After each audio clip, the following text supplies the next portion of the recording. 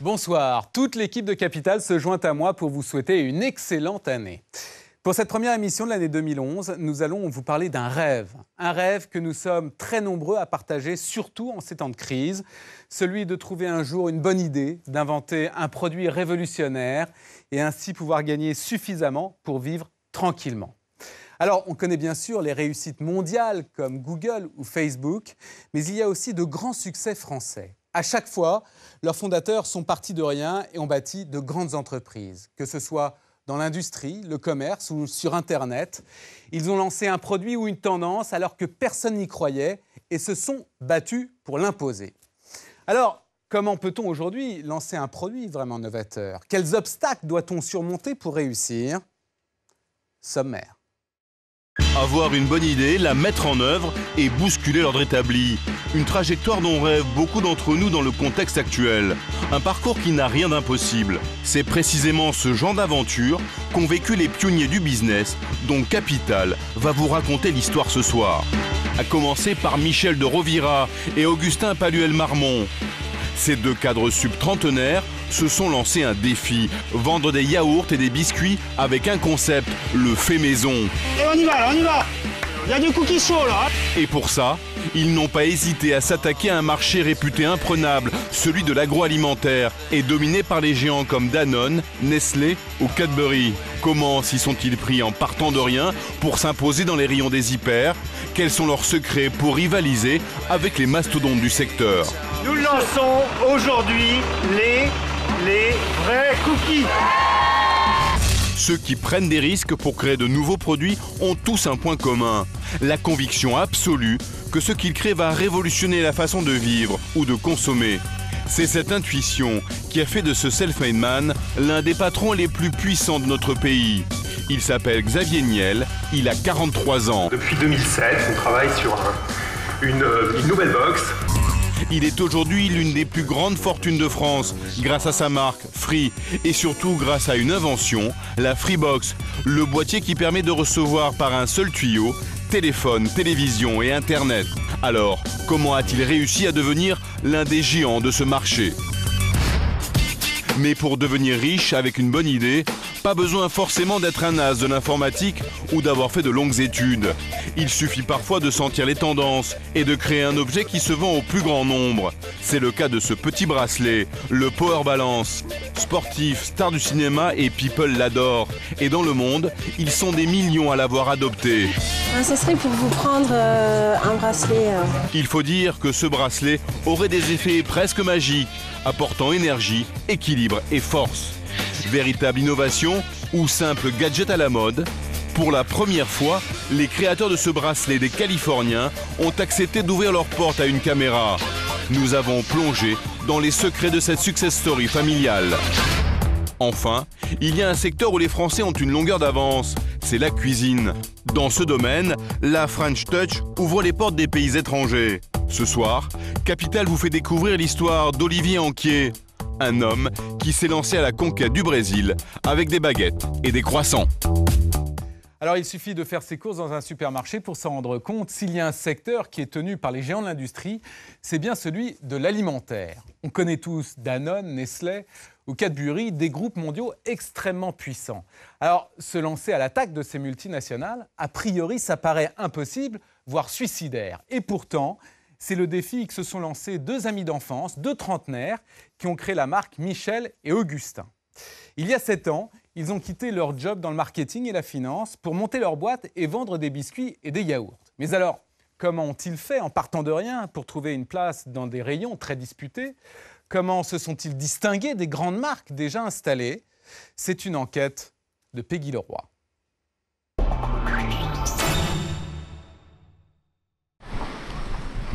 En région parisienne, une grande surface et au rez-de-chaussée, 2 hommes doivent faire goûter un nouveau gâteau. Bonjour, qui veut goûter un petit cookies frais? Ah, 100% pur beurre, jamais congelé. Merci. Non, à la sortie, non? Au début, ça n'intéresse personne. Mais ces deux-là ne lâchent rien. Monsieur, vous avez goûté ou pas? Alors ils s'adressent Allez-y. au vigile, aux enfants et ils finissent par attirer les gourmands. Il y a des pros là. Hein. Ah, il y a du potentiel. Ah, ça se voit, non? Ouais, c'est ça. Ah, tiens, goûte-moi ça. Tu veux goûter quoi? Sur la table, des cookies prêts à vendre sont disposés bien en évidence. Au lait. Tiens, chocolat au lait, noisette. Ah, j'en prends un pour ma maman. Ah, super. 80. Alors, Un peu de patience, beaucoup de bagou, allez, on y va, là, on y va. Il y a du cookie chaud là, allez, on y va. et 1 heure plus tard, les deux animateurs ont vendu tout leur stock de cookies. Alors là, on n'a plus rien là. Là, on est dévalisés, les mecs. Mais ils ont encore bien d'autres choses à vendre. Des yaourts, des sablés, tout simple, comme le nom de la marque. 2 prénoms. Ça, vous connaissez la marque Michel Augustin. Vous connaissez un peu Michel Augustin, ouais? 2 prénoms devenus célèbres en quelques années au beau milieu des rayons de l'alimentaire. Ah oui, Happy. Et si ces 2 trentenaires au look d'étudiants attardés sillonnent les supermarchés pour draguer les clients, Bonne journée, monsieur. Au revoir. Bonne journée. c'est parce que Michel et Augustin, ce sont eux. Surtout pas. Aujourd'hui, au rayon biscuits et produits frais, une marque fait figure d'ovni. Elle s'appelle Michel et Augustin. 2 petits Français partis à l'assaut de la grande distribution avec des produits très simples. Des sablés ronds et bons ou des yaourts à la vanille. Des basiques qu'ils vendent à plus de 8 millions d'exemplaires par an. Partis de rien il y a 6 ans, ces 2 copains ont donc réussi à se faire une place aux côtés des leaders du marché, comme Lu, Nestlé, Yoplait ou même de Danone, le numéro 1 national et ses 11 marques de produits frais. Alors, comment ces 2 trentenaires ont-ils imposé leur gâteau dans un univers réputé imprenable? Quelles sont leurs armes pour se faire une place aux côtés des géants du secteur? Boulogne, en banlieue parisienne. Faire son gâteau préféré dans sa cuisine, c'est souvent un jeu d'enfant. Mais quand il s'agit de l'adapter pour le vendre à des millions d'exemplaires, cela peut vite devenir un casse-tête. Et c'est le quotidien des 27 salariés de la marque aux 2 prénoms. Nous voici dans leurs locaux. On croirait une joyeuse bande de potes. Ici, on ne dit pas salariés, mais trublions. Ok, go, on y va, les cocos. Augustin n'est pas un patron, il s'est autoproclamé vizir. Attends, quelqu'un m'a encore volé mon stylo. Et Michel, lui, a le titre de calife. Une petite société aux allures naïves, mais qui s'attaque tous les jours à la grande distribution. Alors l'ambiance est à la concentration, surtout dans le coin le plus stratégique, la cuisine. Pas prêt? Allez! Et en ce moment, Chloé se bat avec les financiers. Sur les financiers. Entendez les gâteaux à base d'amandes sur lesquels ses patrons lui ont demandé de plancher. J'avais 2...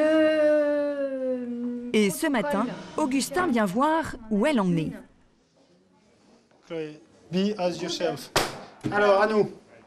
Donc on fait financier brownie par rapport aux essais. Ouais, alors faisons gaffe, parce qu'en fait, comme on l'appelle financier brownie, les gens ont l'impression que c'est un financier brownie, alors que je ne sais pas encore à quoi ça va ressembler. Ouais. Celle-là, c'est la... La mission de Chloé, trouver une recette avec un goût le plus traditionnel possible. Elle a déjà fait 2 essais, peu satisfaisants. Donc on m'a dit que c'était pas assez de goût. Donc du coup j'ai remonté un petit peu la poudre d'amande que j'avais baissée. Ça n'a pas assez le goût d'amande, mais Chloé n'a pas le droit à de l'arôme artificiel. Car ici, il y a une règle. Ok, donc c'est comme à la maison ici. Elle ne peut utiliser que des ingrédients qu'on a tous dans notre frigo. Du beurre, du sucre, de la farine, de la poudre d'amande.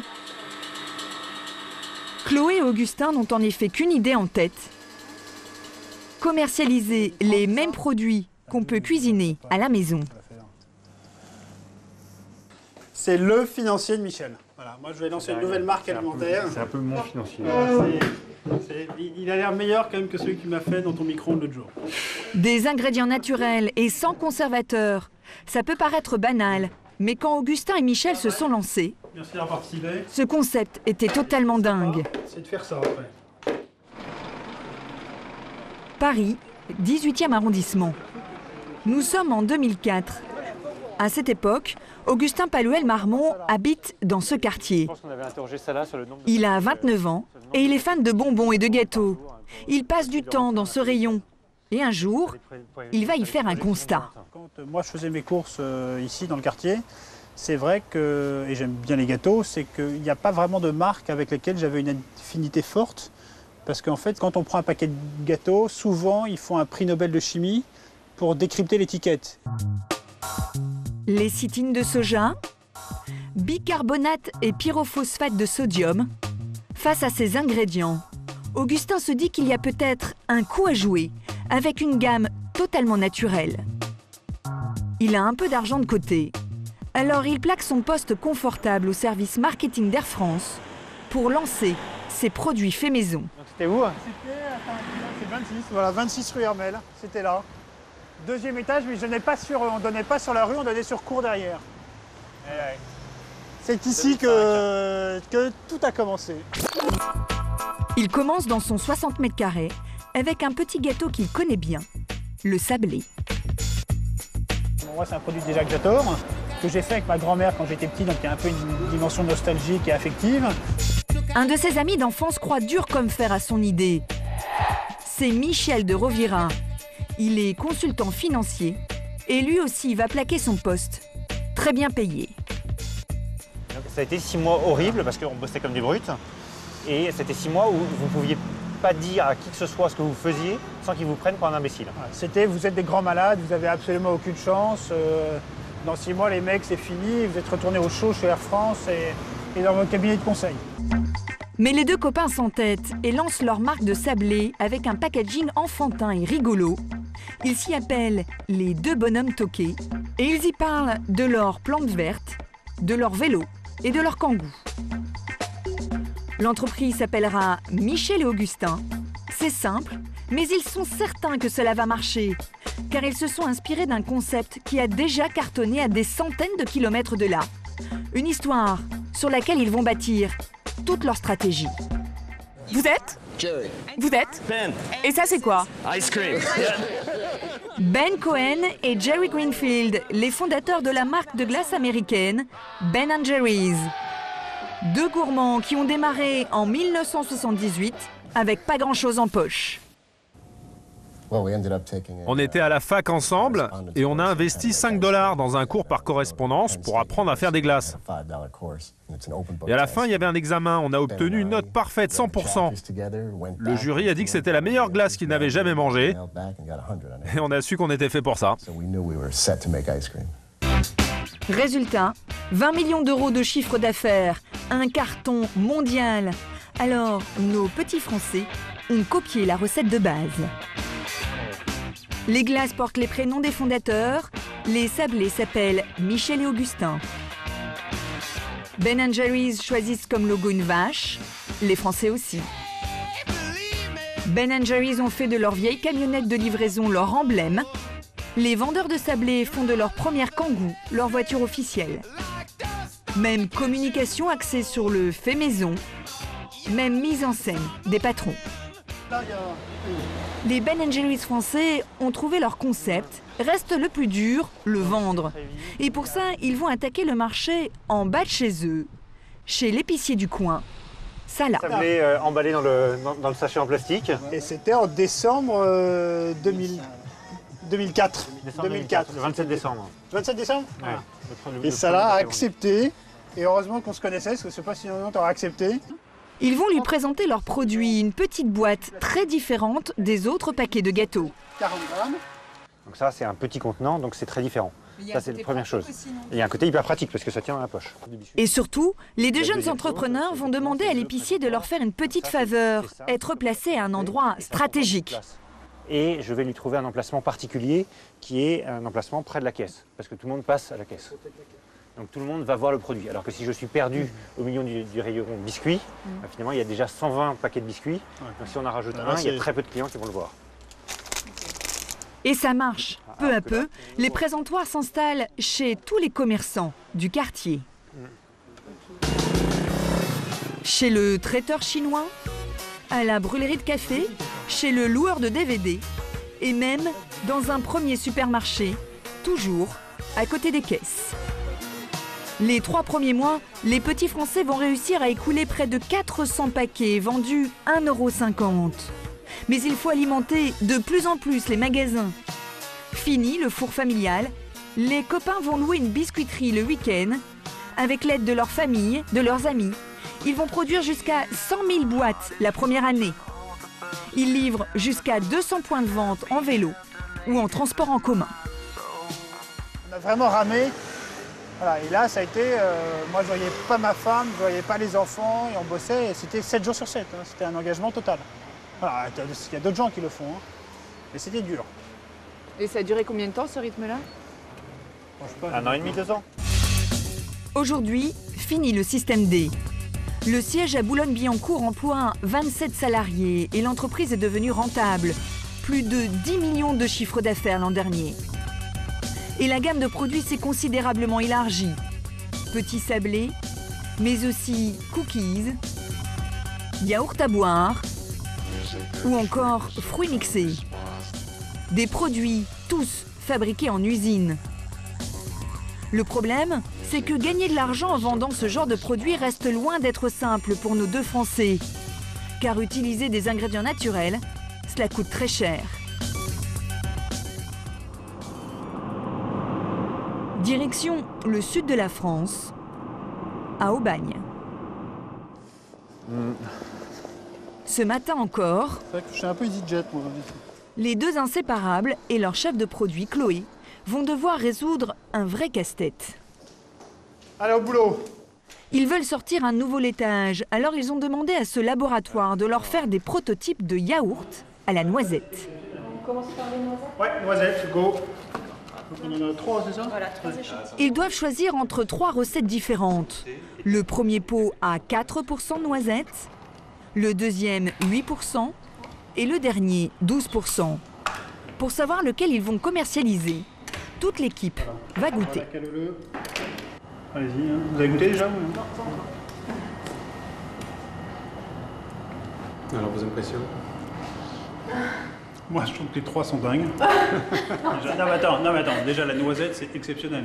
Seulement, le prix de la noisette naturelle aussi est exceptionnel. Près de 6 € le kilo, 20% plus cher qu'un arôme artificiel de noisette. Et forcément, plus il y en a, plus le yaourt est cher.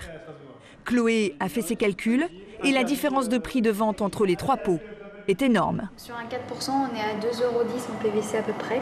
Ouais. Sur un 8%, on serait à 2,50 €. Donc ça influe quand même pas mal. Et sur un 12%, 2,90 €. 80 centimes de différence entre le moins dosé et le plus dosé en noisettes. La dégustation reprend et le plus cher va soudain paraître un peu écœurant. Là, ça nous paraît trop fort, c'est trop sucré. Et en plus, c'est trop cher. Ça tombe plutôt pas mal pour ce coup-ci. C'est celui du milieu qui l'emporte, avec 8% noisettes, prix prévu 2,50 €. Donc là, on dit qu'on sera plutôt sur 2,50 en celui-là en 2000 kg. C'est quand même 1,5 fois plus cher qu'un banal yaourt aux fruits. Mais même avec ce prix élevé, Augustin et Michel ne vont pas gagner grand-chose. On est vraiment sur une pâte de noisette. Est-ce qu'il y a une marge importante sur un pot comme ça, à 2,50 €? Est-ce qu'il y a une marge importante là-dessus? Oui. Bah, il y a la marge qui correspond au fonctionnement d'une entreprise comme la nôtre qui est en croissance. Il n'a pas très envie d'en parler, mais il va quand même nous faire comprendre que sa marge est très faible. C'est très raisonnable, quoi. C'est l'ordre de quelques centimes d'euros. Ouais. Sur un pot de yaourt de 500 €. Voilà, donc il faut en vendre beaucoup dans le modèle économique sur lequel on est. Il faut vendre beaucoup et pour ça, il faut faire de la publicité. Mais pour une campagne nationale sur plusieurs médias, les dirigeants affirment qu'ils devraient dépenser 300 000 €, un budget qu'ils trouvent trop important. Et ça commence à poser problème à la petite société. En ce moment, par exemple, les ventes des cookies frais démarrent trop doucement. Les 2 patrons auraient besoin d'un bon coup de pub. Alors ils ont trouvé un autre moyen pour faire parler de leurs produits, sans quasiment rien dépenser. Paris, place de la Madeleine, un des endroits les plus fréquentés de la capitale. 13 h, tout semble normal, quand tout à coup... On se met où là? C'est là? Augustin et son équipe déploient la mascotte et le nom de la marque. L'affiche sauvage fait rire des centaines de passants et d'automobilistes. Mais de leur côté, nos deux patrons sont un peu tendus. Dans quelques instants, ils vont payer de leur personne pour faire connaître leur dernier produit.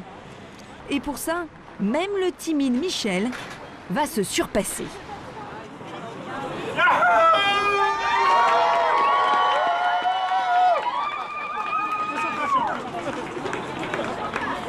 On dirait une séance d'exhibitionnisme par 0 degré.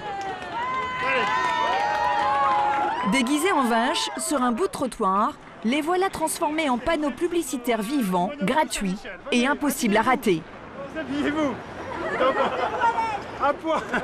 Augustin commence par interpeller un maximum de curieux afin de faire un maximum de publicité. Je voulais tous vous voir pour vous annoncer une très grande nouvelle. Nous lançons aujourd'hui les vrais cookies. Les deux patrons parlent même de leurs produits sans se prendre au sérieux. Qui veut le premier vrai cookie? Voilà, madame. Bravo. L'ambiance est décontractée, pourtant tout est calibré. Ensuite, il faut aller aux différents endroits pour retrouver la suite. Bien sûr, madame, bien sûr, là-haut. Tout le monde en veut, même là-haut. Merci. Car cette petite mise en scène a un but bien plus large qu'une simple exhibition de rue. 100% pur beurre, retrouvez-nous sur Facebook. Quelques jours plus tard, sur leur site internet, un petit montage de leurs exploits est déjà en ligne. Mais on retrouve aussi ces images sur des sites célèbres comme Dailymotion ou YouTube. Des médias totalement accessibles et qui permettent de toucher un maximum de personnes. Alors des petits films décalés, ils en font sans arrêt. Leur plus beau coup date d'il y a 2 ans. Une campagne faite avec des bouts de ficelle et qui a fait sensation sur le net.